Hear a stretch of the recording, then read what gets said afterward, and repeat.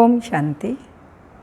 13/10/2023 के साकार अनमोल धारणा युक्त मधुर महावाक्य हैं। मीठे बच्चे, धीरज रखो। अब तुम्हारे दुख के दिन पूरे हुए, सुख के दिन आ रहे हैं। निश्चय बुद्धि बच्चों की अवस्था धैर्यवत रहती है। क्वेश्चन: किसी भी हालत में मुरझाइश ना आए, इसकी सहज विधि क्या है? आंसर है, ब्रह्मा बाप का सैंपल सदा सामने रखो। इतने ढेर बच्चों का बाप, कोई सपूत बच्चे हैं तो कोई कपूत, कोई सर्विस करते, कोई डिस सर्विस करते। फिर भी बाबा कभी मुरझाते नहीं, घबराते नहीं। फिर भी तुम बच्चे फिर क्यों मुरझा जाते हो? तुम्हें तो किसी भी हालत में मुरझाना नहीं है। गीत: धीरज धर मनवा धीरज धर। ओम शांति। धीरज धर मनवा मनुष्य को नहीं कहा जाता, मन बुद्धि आत्मा में है। यह आत्मा को कहा जाता है। आत्मा को शिवाय परम पिता परमात्मा के और कोई कह न सके कि धैर्य धरो, क्योंकि अधैर्य को ही धैर्य दिया जाता है। अगर ईश्वर सर्वव्यापी है तो उनको अधैर्य कहा नहीं जा सकता।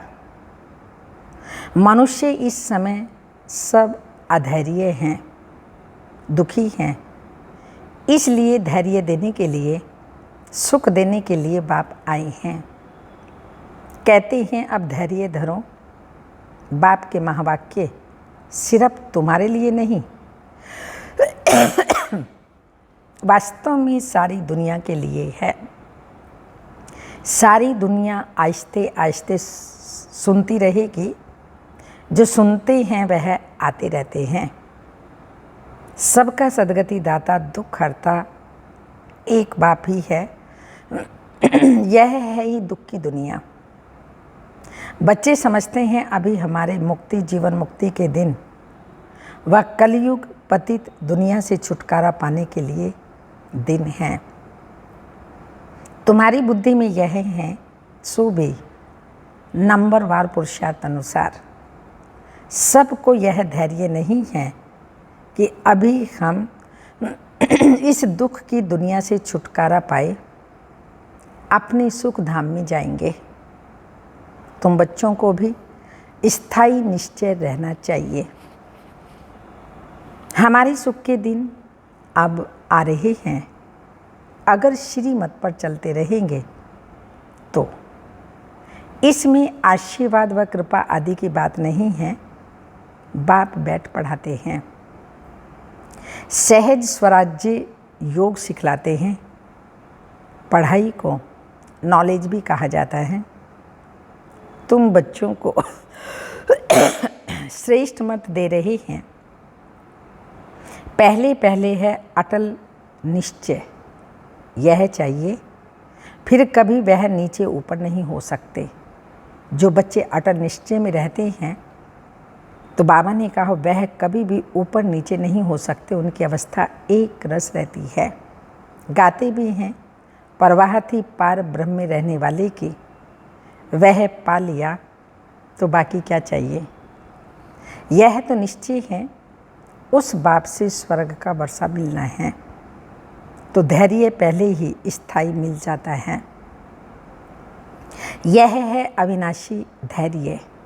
सर्टन है हम श्रीमत पर श्रेष्ठ श्रेष्ठ श्रेष्ठाचारी राज्य भाग्य स्थापन कर रहे हैं, बिगर कोई लड़ाई झगड़े।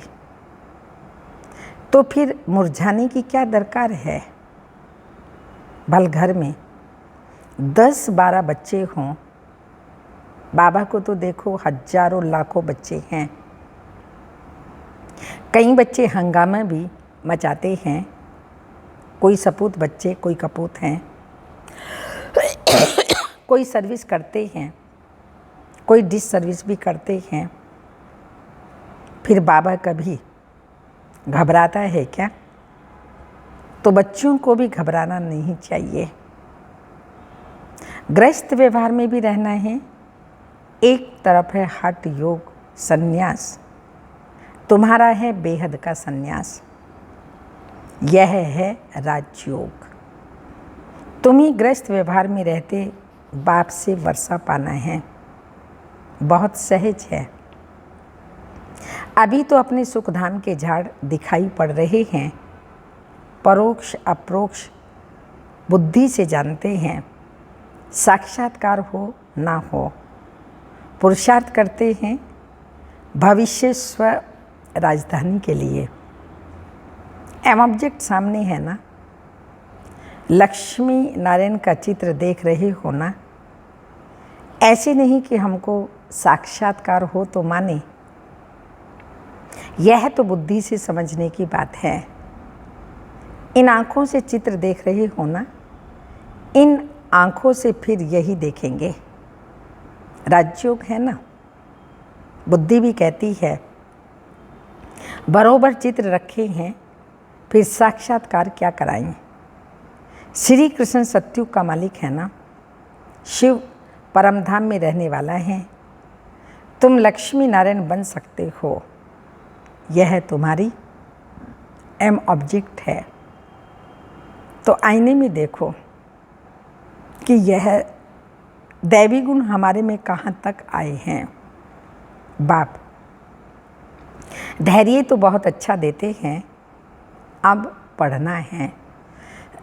राजाई के लिए ज्ञान चाहिए, वह बाप दे रहे हैं।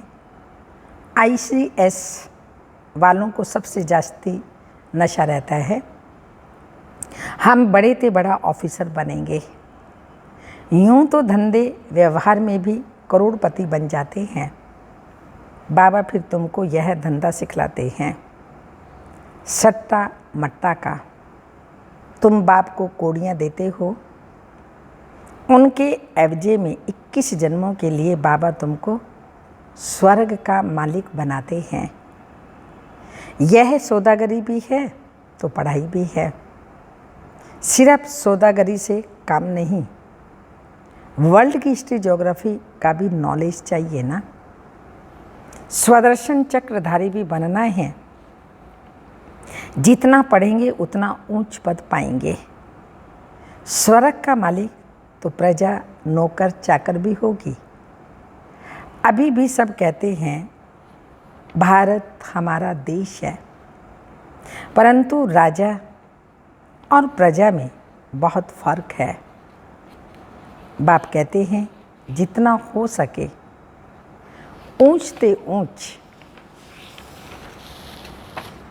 बाप को याद करो और ऊंच पद पाओ। माता पिता समान पुरुषार्थ करो। समझा जाता है सब तो गद्दी पर नहीं बैठेंगे ना, फिर भी रेस करानी पड़ती है। नंबरवार पुरुषार्थ अनुसार ही राजाई पाएंगे। जिनका जो पुरुषार्थ कल्प पहले वाला है वह साक्षी हो देखते हैं। फिर किसी का पुरुषार्थ ठंडा देखते हैं तो तीव्र बनाया जाता है। तुम्हारा तो पुरुषार्थ बहुत ठंडा दिखाई पड़ता है। तुम्हारा ममत लगा हुआ है, ट्रस्टी बनाया, फिर ममत्व क्यों? अभी तक भी बाबा कहते ममत्व देहधारियों में लगा हुआ है, संबंधों में लगा हुआ है। बाबा ने हमें ट्रस्टी बना दिया तो बाबा कहते फिर ममत्व क्यों? ट्रस्टी बनाया फिर ममत्व क्यों? तुम श्रीमत पर चलो। पूछते हैं बाबा मकान बनाऊं? हाँ, क्यों नहीं बनाओ। भल आराम से बैठो, बाकी थोड़ी रोज यह छी दुनिया है। भल आराम करो, बच्चों आदि की शादी कराओ। बाप कोई पैसा नहीं लेते हैं, वह तो दाता है। शिव बाबा ने इस समय बच्चों के रहने के लिए यह मकान बनाया है। अपने रहने के लिए तो यह शरीर निमित्त बनाया है।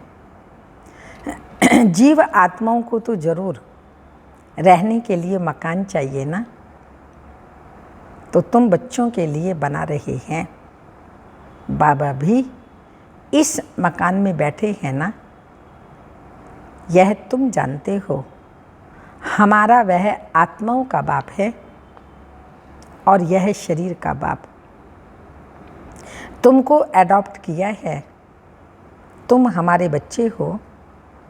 मम्मा बाबा कहते हो ना, इसको गोद लेना कहा जाता है। प्रजापिता ब्रह्मा को इतने बच्चे हैं तो जरूर गोद के बच्चे होंगे। तुम बच्चों को एडॉप्ट करते हैं, सरस्वती भी बेटी है ना। यह बड़ी गुह्य बातें समझने की हैं। गीता भागवत आदि तो तुम भी पढ़े हो, ये बाबा भी पढ़ा है। ब्रह्मा बाबा ने भी सब वेद शास्त्र आदि पढ़े हैं, परंतु अब तो श्रीमत मिलती है। ड्रामा अनुसार जो कुछ कहा सो ड्रामा अनुसार, उसमें जरूर कल्याण ही होगा। नुकसान होता है उसमें भी कल्याण ही है। हर बात में कल्याण है। शिव बाबा कल्याणकारी, समय संगम युग कल्याणकारी, बच्चे विश्व कल्याणकारी। तो बाबा ने कहा कोई अकल्याण नज़र आपको आता है उसमें भी कल्याण ही समाया हुआ है, जो अभी हमको मालूम नहीं पड़ता, लेकिन समय पर पता पड़ जाता है कि ये था कल्याण। शिव बाबा है ही कल्याणकारी। उनकी मत अच्छी है। अगर उस पर कोई शंका रही तो श्री मत पर चल, अपनी मत पर चलते हैं, इसमें धोखा खाएंगे। फिर शिव बाबा क्या करे? कदम कदम पर राय पूछना है। सुप्रीम पंडा तो बैठा है ना। बहुत बच्चे यह बात भूल जाते हैं क्योंकि योग में नहीं रहते। योग अथवा याद को ही यात्रा कहा जाता है। याद नहीं करते तो समझे हम रेस्ट ले रहे हैं। यात्रा पर जाकर कोई रेस्ट नहीं लेते। तुम भी अगर रेस्ट लेते हो, याद नहीं करते हो, तो विकर्म भी विनाश नहीं होंगे और आगे भी नहीं बढ़ेंगे। याद नहीं करेंगे तो नज़दीक नहीं जाते, आत्मा थक जाती है, बाबा को भूल जाते हैं। बाप कहते हैं तुम यात्रा पर चल रहे हो। रात को तो तुम रेस्ट लेते ही हो। ऐसे नहीं कि रात को तुम नींद में हो तो यात्रा पर हो, नहीं, वह रेस्ट है। जब जागते हो तब यात्रा पर हो। नींद में कोई विकर्म विनाश नहीं होंगे। बाकी हाँ, दूसरे कोई विकर्म होते नहीं। तो बाप सभी बातें समझाते हैं, परंतु कोई अमल में भी जब लाए ना, ढेर पॉइंट बतलाते रहते हैं। बैरिस्ट्री की पॉइंट्स तब बुद्धि में आती है जब वह बैरिस्ट्री पढ़ते हैं। डॉक्टरी व इंजीनियरिंग पढ़ते हैं, फिर वह डॉक्टर अथवा इंजीनियर आदि बनते हैं। जो जैसा कोर्स करते हैं वैसा बनते हैं। यह तो एक ही कोर्स है, चलते चलो। तुम्हारे सिर पर जन्म जन्मांतर के पापों का बोझा बहुत है। उनको विनाश करने का उपाय एक ही है, बाप को याद करना, नहीं तो पद भ्रष्ट हो पड़ेंगे। माला बनी हुई है ना, 9 रत्नों का भी गायन है। यह कहाँ से आए सो मनुष्य नहीं जानते। 8 रत्न हैं जो रुद्र की माला बनते हैं। तो पुरुषार्थ अच्छा करना चाहिए। स्टूडेंट अच्छा पढ़ते हैं तो रजिस्टर में माँ बाप को भी पता लगता है। यहाँ तो बाप ही टीचर भी हैं, तो वही जाने।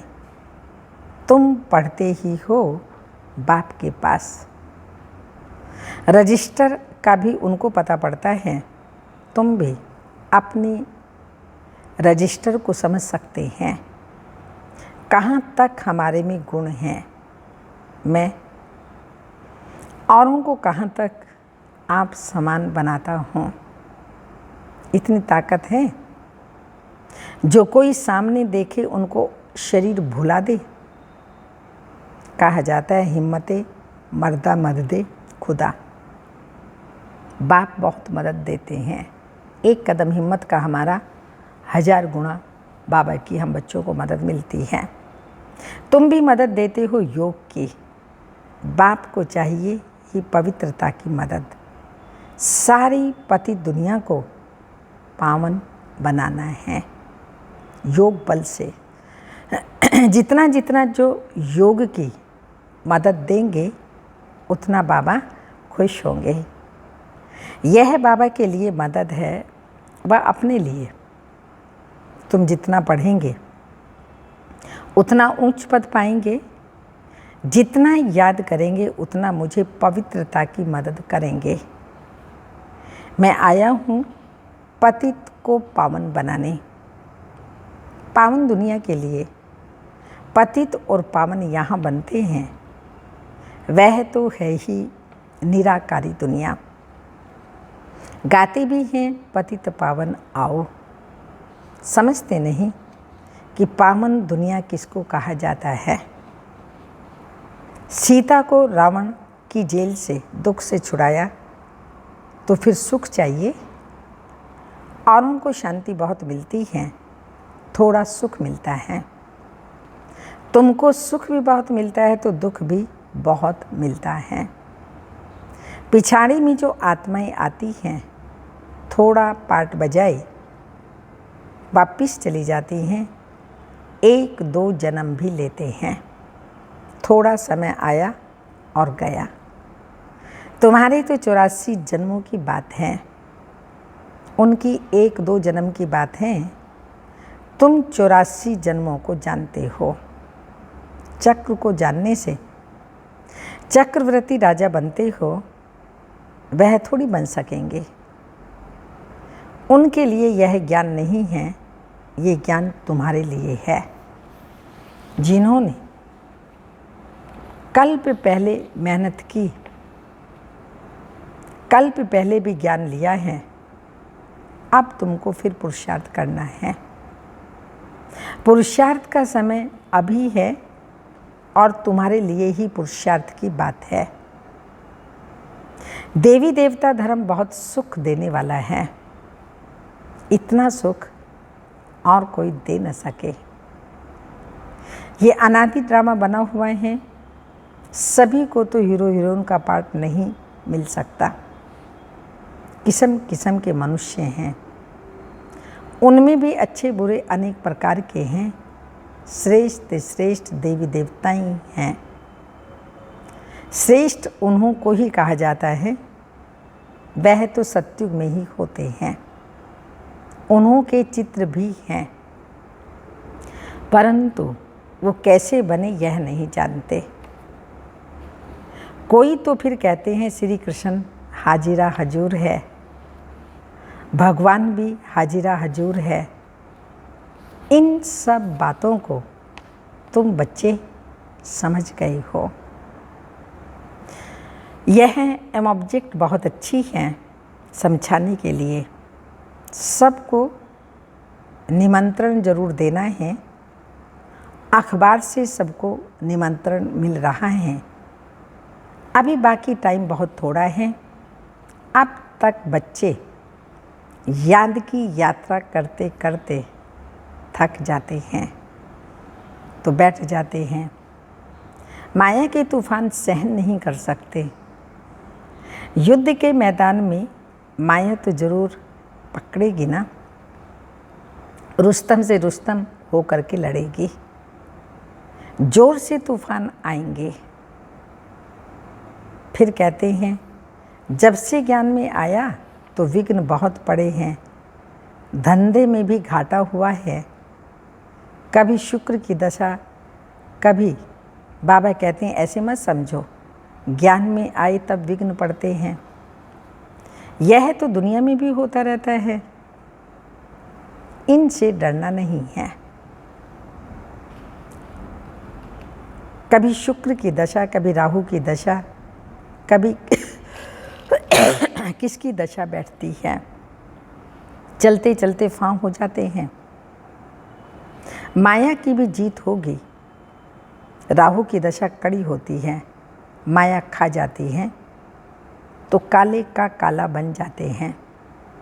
माया थप्पड़ लगाए एकदम मुंह फेर देती है। माया की भी जीत होगी। सिर्फ बाबा की जीत हो फिर तो झट राजधानी स्थापन हो जाए। उस्ताद को भूल जाते हैं तो माया थप्पड़ मारती है। ऐसे रूहानी साजन को सजनी भूल जाती है। रूहानी साजन को सजनी भूल जाती है, ये भी वंडर है ना। अच्छा, मीठे मीठे सिक्की लदे बच्चों प्रति माता पिता बाप दादा का याद प्यार। Good morning, diamond morning. रूहानी बाप के रूहानी बच्चों को नमस्ते। हम रूहानी बच्चों की रूहानी माता पिता बाप दादा को याद प्यार। गुड मॉर्निंग, डायमंड मॉर्निंग, ओम नमस्ते। धारणा के लिए मुख्य सार हैं। योग बल से पति दुनिया को पावन बनाने में बाप का मददगार बनना है। याद की यात्रा में रेस्ट नहीं लेनी है। ऐसी याद हो जो सामने वाला अपना शरीर भी भूल जाए। सेकंड पॉइंट, श्रीमत में कभी भी शंका उठाकर अपनी मन मत नहीं चलानी है। हर बात में राय लेते उसमें अपना कल्याण समझ करके चलना है। वरदान, सहयोग की शुभ भावना द्वारा रूहानी वायुमंडल बनाने वाले मास्टर दाता भाव। स्पष्टीकरण, जैसे प्रकृति अपने वायुमंडल के प्रभाव का अनुभव करती है, कभी गर्मी कभी सर्दी, ऐसे आप प्रकृति जीत सदा सहयोगी सहजयोगी आत्माएं अपनी शुभ भावनाओं द्वारा रूहानी वायुमंडल बनाने में सहयोगी बनो। वो ऐसा है वह ऐसा करता है, यह नहीं सोचो। कैसा भी वायुमंडल है, व्यक्ति है, मुझे सहयोग देना है। दाता के बच्चे सदा देते हैं, तो चाहे मनसा से सहयोगी बनो, चाहे वाचा से, चाहे संबंध से, संपर्क के द्वारा, लेकिन लक्ष्य ही सहयोगी जरूर, लक्ष्य हो कि सहयोगी जरूर बनना है। स्लोगन, इच्छा मात्र अविद्या की स्थिति द्वारा सर्व की इच्छाओं को पूर्ण करना ही कामधेनु बनना है। इच्छा मात्रम अविद्या की स्थिति द्वारा सर्व की इच्छाओं को पूर्ण करना ही कामधेनु बनना है। अव्यक्त इशारा, जैसे ब्रह्मा बाप ने निश्चय के आधार पर, रूहानी नशे के आधार पर निश्चित भावी के ज्ञाता बन सेकंड में सब कुछ सफल किया,